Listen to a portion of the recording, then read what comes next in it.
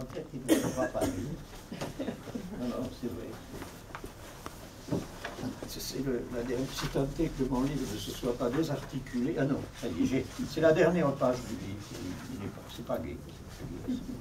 Excusez-moi. Nous faisons une thanato-lecture. Hier, on a enterré ma mère. Elle était centenaire. Je n'avais pas pour elle cet amour délirant que l'on prête aux fils pour leur mère. Ma seule peine a été, une fois encore, la 3e cette année, d'être confronté à la mort. Et puis, avec ma mère, disparaît le dernier témoin adulte de mon enfance. Cette enfance à laquelle j'ai trop tendance à donner des couleurs idylliques. Une nouvelle voix vient de s'ajouter à la collection de ces voix que j'entends parfois dans mon souvenir, liées au décor d'un lieu familier.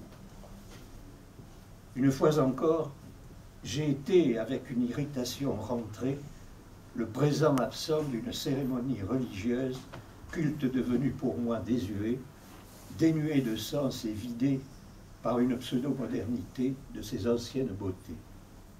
Le prêtre était vieux, la lectrice était vieille, et vieille aussi la femme qui faisait la quête, et moi aussi j'étais vieux.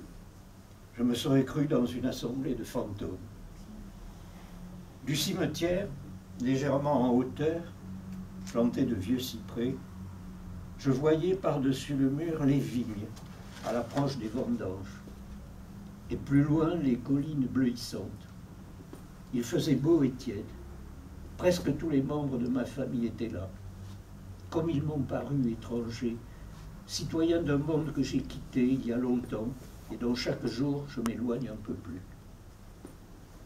Dans le caveau ouvert, où l'on venait d'introduire le cercueil luisant de ma mère, on voyait ceux, ternis, des hôtes précédents, mon père, mon oncle, ma tante et mes grands-parents. J'ai pensé qu'il était possible que je me retrouve là bientôt si je renonçais à une crémation devenue spectacle à l'américaine dans les modernes funérariums, mais je n'étais pas triste. Ma seule tristesse était de retrouver là des cousins vieillis, diminués, comme moi-même je leur apparaissais diminué et vieilli. Combien de fois suis-je venu là? Bien des fois. Tous ceux que j'ai accompagnés, leurs voix sortent du caveau et avec leurs voix, leurs images fugaces, changeantes, éphémères, suivies dans l'esprit de ceux qui les ont connus et qui disparaîtront bientôt. Ai-je écrit présomptueux pour laisser autre chose que ces pauvres traces? Je n'en sais rien. Pourquoi ce besoin, plutôt ridicule, de laisser une trace, eu égard à la fragilité de cette trace? En réalité, ce besoin de laisser une trace est bien antérieur au jour où je me suis mis à écrire. Sans doute, inconsciemment, étais-je déjà écrivain lorsque je lisais dans ce grenier dont j'ai souvent parlé.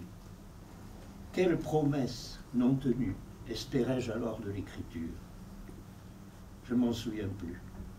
Je ne m'en souviens plus. À présent, je regarde en moi tourbillonner des fragments d'images, comme si un vent perpétuel dispersait, sous le dôme de mon crâne, les livres que j'ai lus et dont il ne reste que ces confettis emportés à peine lisibles. Rien n'est neuf. Un phare fragile, craquelé par la moindre secousse, recouvre les visages et le brillant enduit des murs n'est que tromperie. Y a-t-il encore une profondeur? Ou bien ces villes, ces paysages ne sont-ils que toiles peintes tendues devant le vide? Fatigué, je m'assois où je peux. Je regarde mon désir s'estomper vers des ombres. Mon corps et mon esprit sont devenus un conglomérat de manque.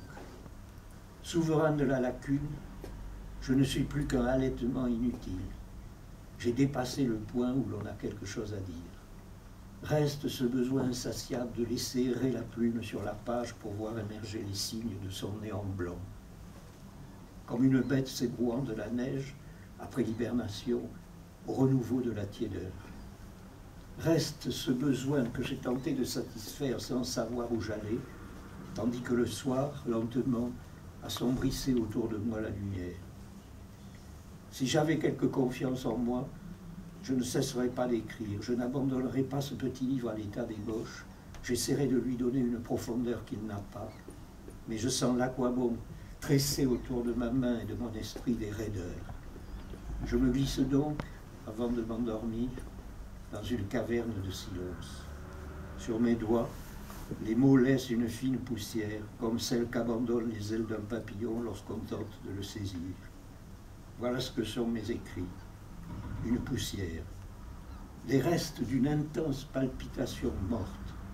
Au fond, dirais-je en me moquant de ma grandiloquence, je suis, j'ai toujours été, une sorte d'arpenteur de la désolation.